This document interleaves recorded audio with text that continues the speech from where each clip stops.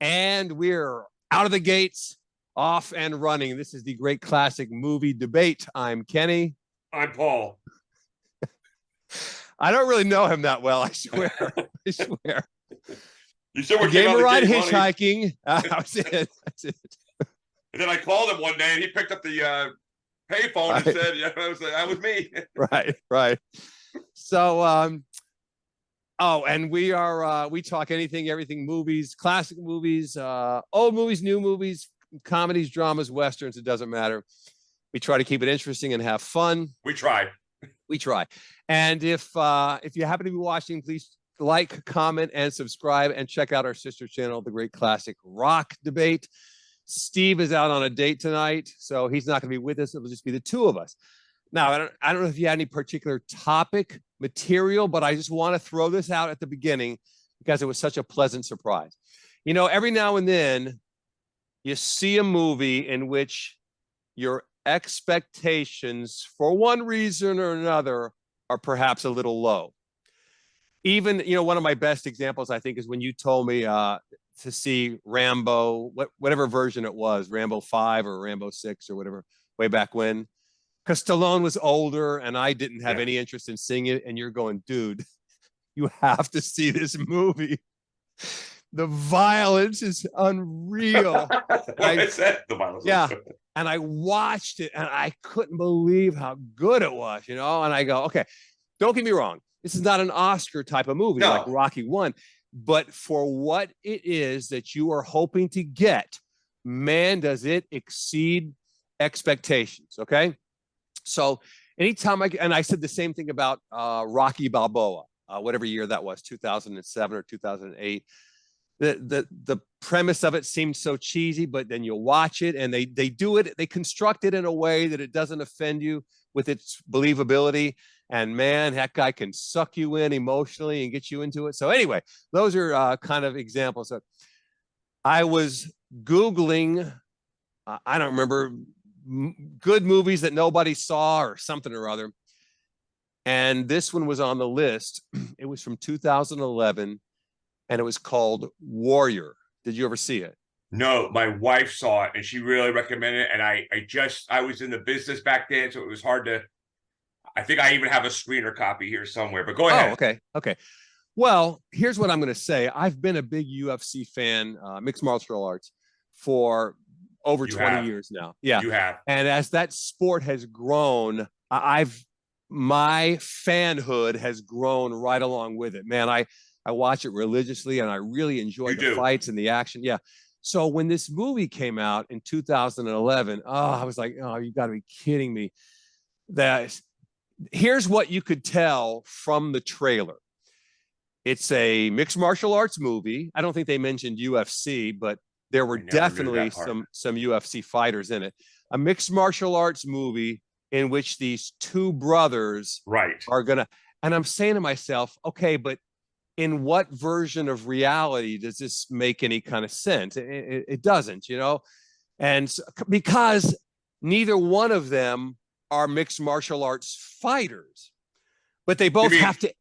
In the movie. Oh, in the movie. I'm sorry. Neither one of them are fighters, but they're both going to get into this tournament to not only to try to win the first prize money, but also because there's some sort of existing grudge between them that goes away.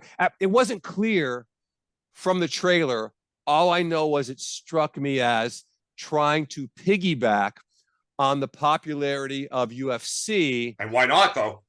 Well, I'm not that I blame anybody for trying to make a buck, but if you do it in a poor way, that leaves the viewer going, how did I get sucked into that? Which has happened to me more than once. So I was never enthused to see the movie. And honestly, I don't recall hearing much of anything about it. It was in and out of the theaters fairly quick. And Tom Hardy, who's a pretty big box office draw, was the star. And the fact that I never heard much about it, I was kind of like, okay, I'm glad I never saw that. Well, it appears on this list that I'm looking at, and it says, man, what a surprisingly good movie. And I go, really? That seems in conflict with what I remember from 12 years ago. I downloaded it. And we watched it, and I gotta tell you, what a grand slam home run this movie is. Oh, OMG. I'm not going to alter my position on the believability factor. It's not, it's really far-fetched in a way that's you're never going You to find it mean the believable. plot of the movie, or the two actors are fighters? Which part? The actors are wonderful. Tom Hardy was the perfect choice Well, to yeah, play he's the a part. short, stocky, kind of muscular guy. Plus his ability to He's come off as an angry, he's brilliant. rage-filled. He's brilliant. He's No, he brilliant. is. There's no question about it. Now, the guy who plays his Joel brother is Joel Edgerton. Edgerton, right? He's Australian, isn't he? Yes. Okay. Yeah, he's not American. Yeah. Not a hint of accent from that guy. Yeah. He was also in that movie about the Thai soccer team, 13 Lives or whatever it was. Oh, yeah. He was in the movie about Moses. He played. He was Moses' brother in the movie. Aaron. Aaron. Yeah, thank you. Okay, I didn't even know that. Well, anyway, he has the same type of athletic build, but to a much lesser degree. Yes. So it's believable. They look like they could be brothers. I mean, there's not a strong facial resemblance. They both have similar athletic physiques. One is just significantly more developed than the other, but they're both believable as former high school wrestling champions who are now trying to become mixed martial arts fighters. Okay. Now, the real sticking point as far as credibility is that this tournament has invited the 16 top welterweights in the world. Okay? The 16 top welterweights in the world. You can't be a guy who wants to become a fighter and get into this tournament. Okay? Now, I give them credit for having like a plot mechanism in which a guy gets a last minute injury and they've got to get a replacement for him. Tom Hardy was probably a great choice because not only does he look the part, but he had knocked out one of the fighters in a sparring session. But the brother getting in was a little harder to believe. But again, I'm not going to dwell on that.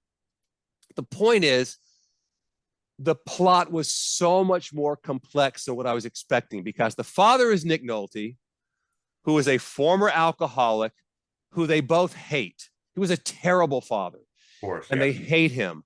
But you know what? He stopped drinking and has embraced the Bible and God, and he wants to redeem himself. Paul, I got to tell you something. Didn't expect any of this. I got so emotionally drawn into this movie and got teary-eyed in a couple of scenes. And the way the fights play out, man, it is so good. It is so good. So, not that this is the topic of our show tonight or anything, but for anybody watching, if you have not seen 2011 Warrior, one word, Warrior.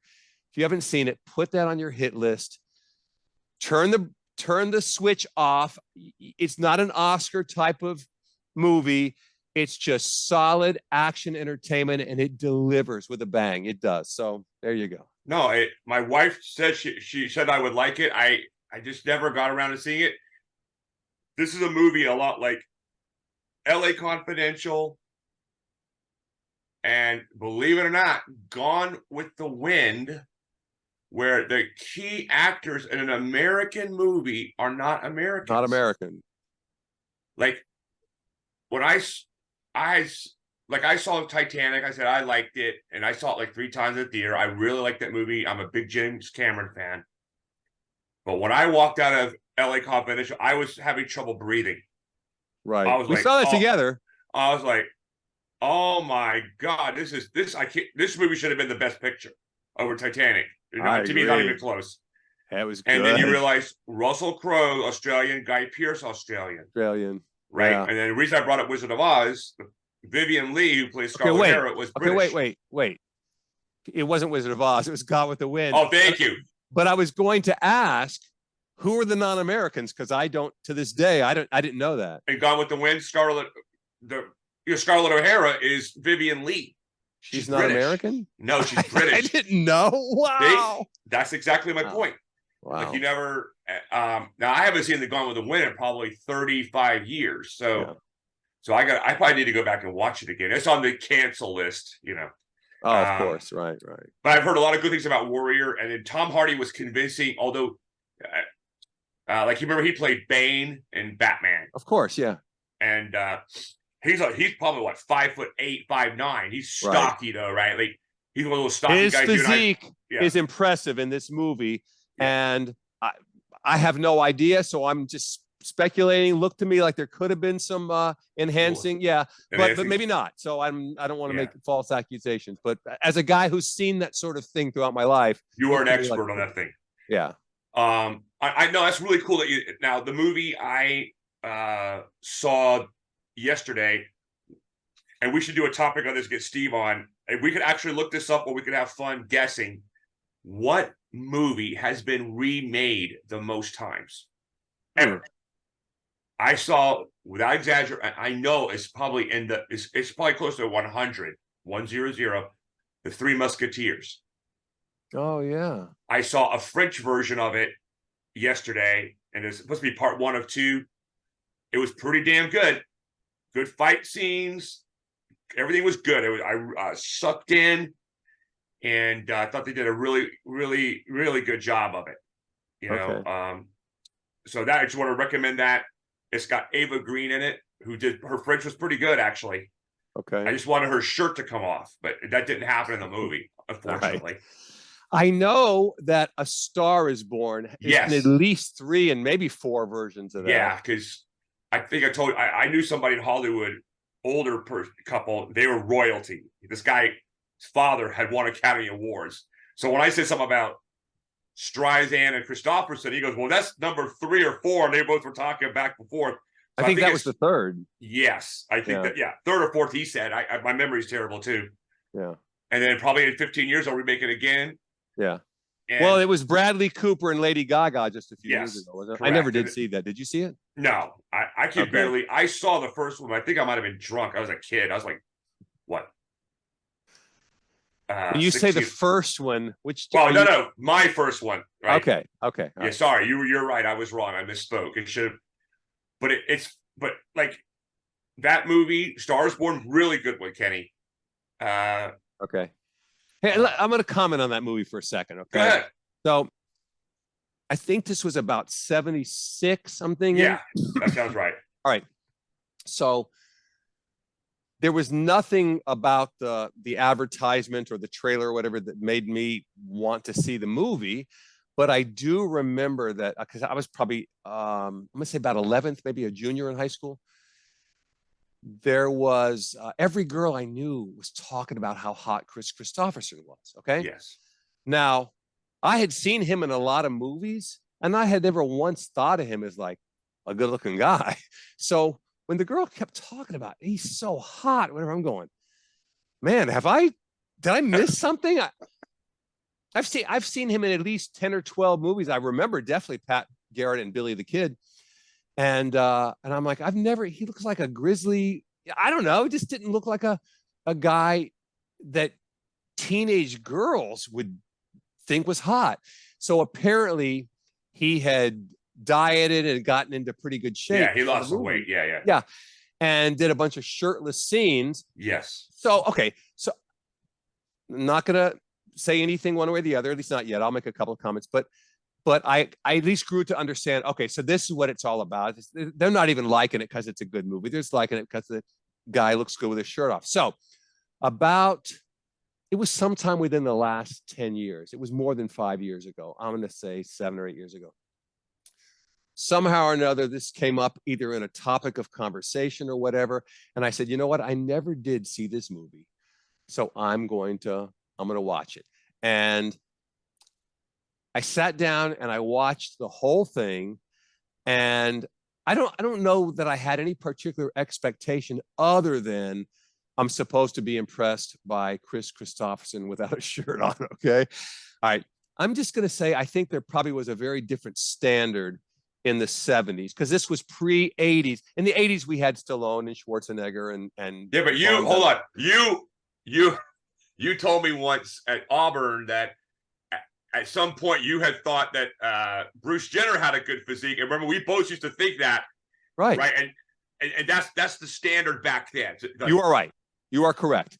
That picture, and I think it's an iconic picture. The picture of Bruce Jenner crossing the finish line, where he's got his, and I'm like, look at the muscles on that. I'm like, wow, he looks fantastic. And a decathlete is not like a thickly, densely muscled weightlifter. He's lean. He does a lot of running or whatever, but his body looked amazing. Anyway, I'm going to give Chris Christopherson credit. He was leaned down. Yes. Probably leaner than most of us would have been. But there was nothing particularly impressive about his physique.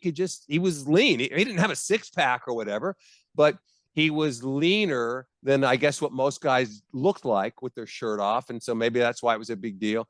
But here was the most noteworthy thing about that movie for me. And I didn't think it was particularly good. Okay. But here was the most noteworthy thing. He plays an aging rocker dude. Okay. The term classic rock didn't exist yet then, but he was a classic rocker. That was the part he played. He looked the part, you know. But if you listen to the songs that he played, I'm like, okay, this is not really anywhere on this planet that anybody's thinking of this as rock. So the fact that Barbara Streisand, I think she's one of his backup singers or something. Yeah, I can't remember anymore. I haven't seen it in forever. But he decides to walk off stage one night in the middle of a concert because he's just tired of it. He's tired of playing the same old song where he walked up. So she goes out and picks up the microphone and takes over the show. And the crowd just loves her. And I'm saying to myself, this is the most unrealistic. I mean, if you had paid money to come see some rock artist who walked up and one of his backup singers, he's a male, the backup singer is a female, and she starts singing to take his place. And the crowd is suddenly like, hey, forget about him. We want to hear more of her. I'm like, wow, this is a terrible movie. So anyway, and of course it has the predictable tragic ending and all that. So I thought it was god awful from top to bottom, in spite of the fact that he looks, fairly lean or whatever without his shirt on. But I just thought it was a terrible movie. And it makes me not want to ever see any of the other versions of A Star Is Born. Wow. I think I've seen it like at Auburn or something on HBO. And that's why I think I might have been drunk when I saw it. And I don't remember it leaving like the Rose left a huge mark on me. And matter of fact, I got to go back and make my wife watch it. I got to watch that because you've told me that now. And I'm like, I don't know a single human being who ever told me that movie was good. And now, I'm not saying it's good, but it's impressionable. Like Bette Midler, first of all, she can really sing in real life. Right. She's a very talented singer, and there's no doubt. And her character it's a movie loosely based on Janis Joplin. And it's a little bit like Leaving Las Vegas, a little bit like this person destroyed, and and she doesn't care, like, because she can't, whatever demon. I have to go back and see it again. I probably haven't seen that movie in 25 years. So before I say it's a really good movie, you're gonna come back and destroy me. Okay. Huh? It's memorable, but yeah. So, but it's funny. Like, so Star Is Born, Three Musketeers. I'm trying to think of what other movies. The gangster, like Scarface, with Pacino, was actually a remake of Scarface. Right. With I don't know, Edward G. Robinson, or Carney, or the little Gugit Cagney. So I don't know. Yeah, there was like 7,000 mobster movies made. Yeah. I know there's probably been at least 4 or maybe even 5 versions of A Tale of Two Cities, but I hate to use that as an example because you're basing that on a classic. There's 100 Shakespeare. Yeah, because they'll say so and so, How to Lose a Girl in 10 Days, and it's based. I can't remember which Shakespeare thing. So you're like, oh, okay, all right, yeah. So we're not really talking about those kind. And by the way, when I was in high school in English, I think it was either 9th or 10th grade, we had to read A Tale of Two Cities, and I have to tell you, it was one of the greatest things I've ever read in my life. It was wonderful. Yeah. so I will always have a nostalgic place in my heart for that, which was why it prompted me to look for a download in the first place of A Tale of Two Cities. But most of the movie versions don't get particularly great scores. It's hard.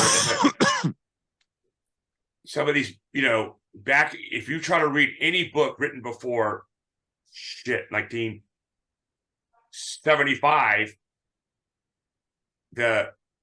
if you try to read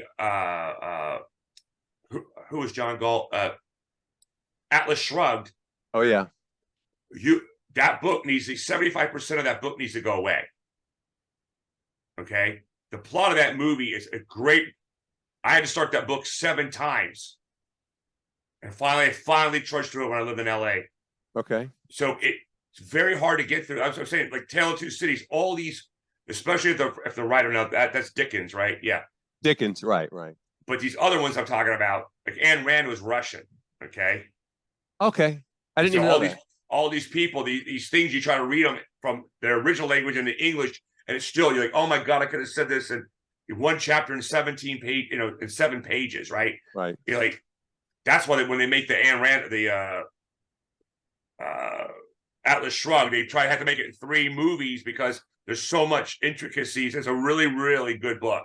It's really great. The message of the book is great. It's so crazy. And so, like, in other words, so when you were in high school English, you read Beowulf, yes? You know what Beowulf is? Yes. I don't think, I'm trying to remember if we read that or not. I remember we discussed something about it. By the way, she heard your shh a second ago, so she's like, okay, watch the language. Je suis très désolé, mademoiselle. Anyway, I remember my English teacher talking about Beowulf. I don't recall exactly what she was saying, but I don't think we ever read it. It was, okay, people are going to tear me up, but in high school, I wasn't a literary person. I read all this stuff because I was forced to. And now that I'm in the literary world, I have to know about these things. So basically, the reason I bring up Beowulf, it's one of the earliest, if not the earliest known script into the English language. Oh, okay. It tells this story about this monster. Okay. And the monster's mother, Grendel, and right, that's the name of the monster, right? Yeah. And how this Danish guy comes to the king, or this guy, we got these monsters attacking us, come help us. Okay. So a lot of people think that Beowulf is based upon Eaters of the Dead. Okay. And that's Ibn Adfalan, this Iraqi guy, which became the 13th warrior. So I read this whole article. It's like, right. Think about what you're saying. And Beowulf is the plot to the 13th warrior. Oh, really? Oh. Yes. And remember, the 13th warrior was written by an Arab guy, an Iraqi guy. Oh, okay. He went with these Vikings. The Vikings didn't have a written language. He did. He wrote down. A lot of people think the manuscript is false or fake or exaggerated. Okay. But if you read the book Eaters of the Dead by, of course, Michael Crichton, you start to understand what's happening. Now, Michael Crichton, I think, said that this is where Tolkien got the idea for Lord of the Rings. Okay. Again, there's these monsters attacking us. You've got to come save us, right? And that's why we brought this up. 13th Warrior, Lord of the Rings, similar plot of monsters attacking.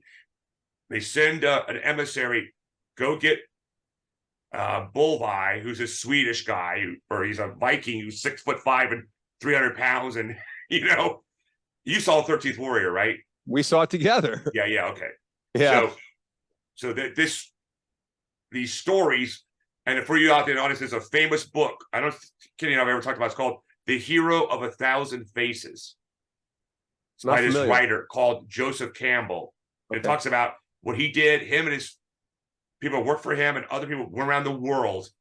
They went to African tribes, Eskimo tribes, Greenland, Russia, anywhere in the world. Tell us all your stories of heroic things. And he started to realize every story took on a pattern. And so he's writing how it doesn't matter if you're from Africa, Central America, Russia, Norway, all these stories seem to have a pattern to them. Okay, what's the pattern? That there's a bad situation is coming. There's somebody who has to accept the call to action, and that person goes and defeats the enemy. Okay. And this is, remember here, enemy at the gates, all the Russians are getting destroyed by the Germans, and Khrushchev comes in and starts screaming, "I'm tired of losing. I'm tired of our guys peeing themselves." And then he goes, "What?" And then he says, "I need answers." And then one guy says, "Give them hope."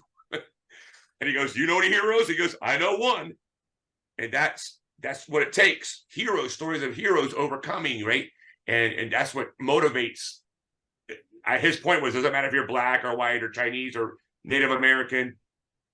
We all have these heroes, and we all, so it's a really cool book to read.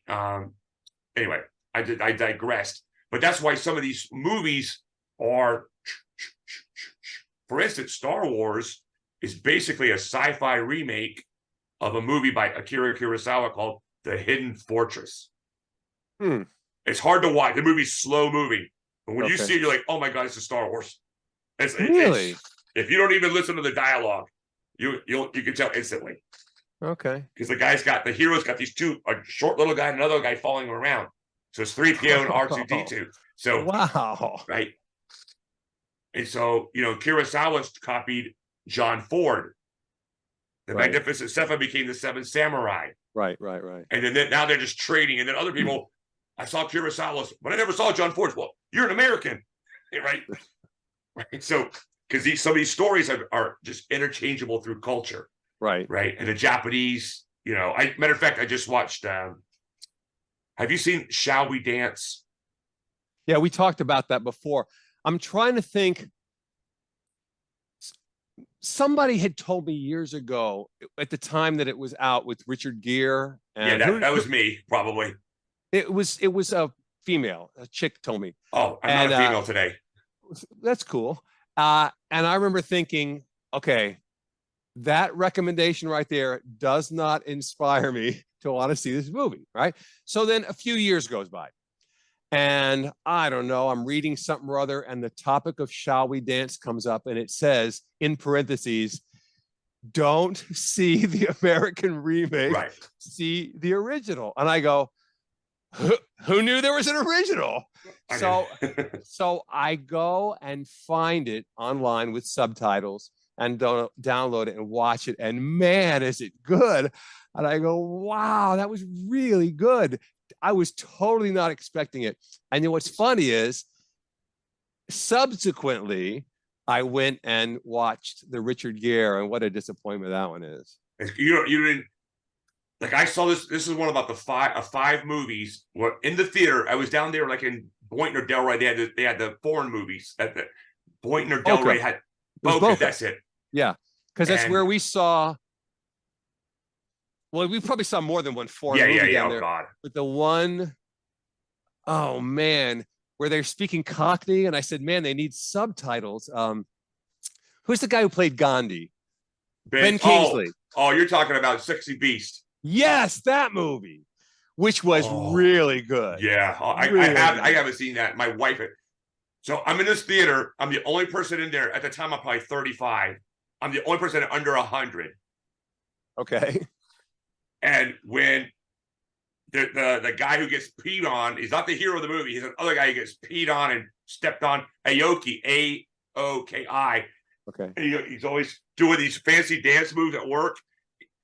When he wins this competition over this guy who stole his girlfriend, I just went, yes! In the theater, people are looking at me, and all the people are smiling at me because they're happy too. They're just too old to get up and cheer. Right. So after the movie, me and all these old women talked for like 30 minutes after the movie. We're all hugging, and I was all emotional because the underdog, he gets to win. And the show. It's a weird movie because me and my wife just watched it because it's Japanese. Right. The things that happen in America or Japan, they would not happen here, and vice versa. So it's a brilliant, brilliant movie. Shall we dance? Like that's a good topic right there. Like, did you see the original La Femme Nikita, the French version? I don't think so. Jean-Luc Besson. It's a very good movie. It's dark, dark, Okay. dark, and dark.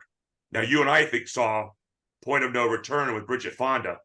Yeah, I saw that. Yeah. That's a remake of the La Femme Nikita. Correct. Yeah. And it's not bad. I like that movie actually. I don't have any bad to say about it.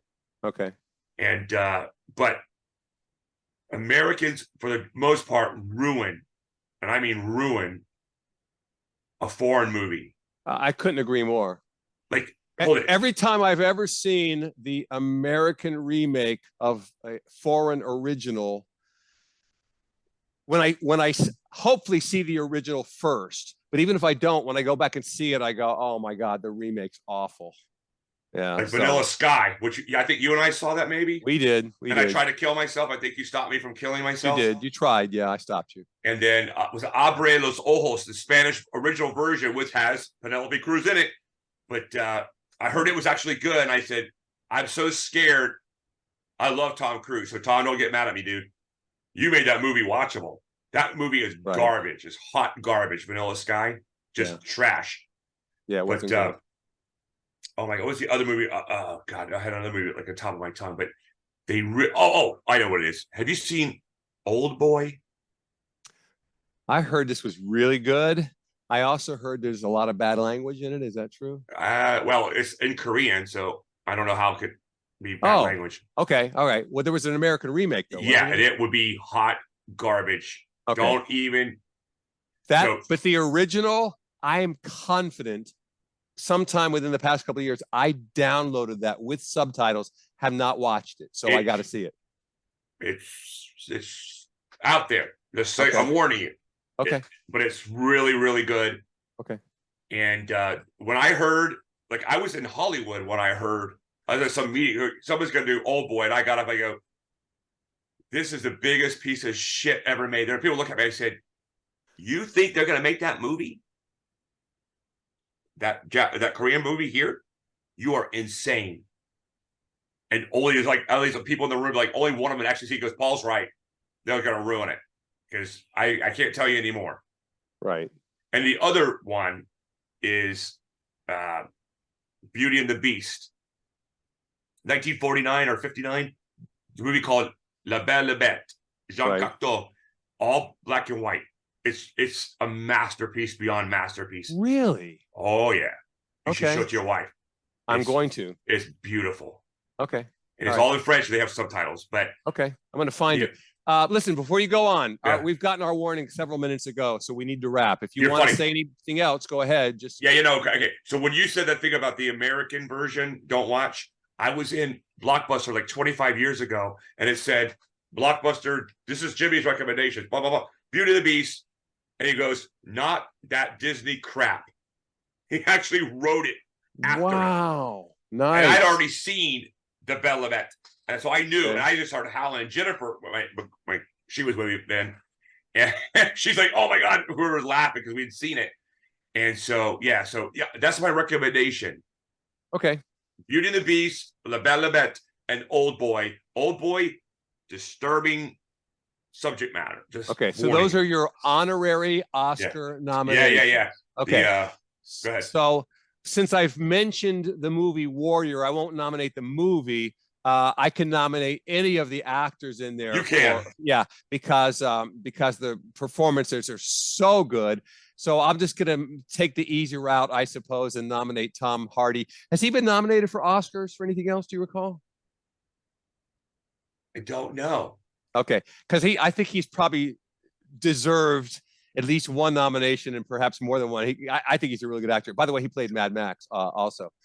But I'm going to nominate Tom Hardy for his lead role in 2011 Warrior, where he plays Billy Conlon, is the guy's name, who's a fighter. And he's more than a fighter. He's a rage-filled, angry guy with daddy issues.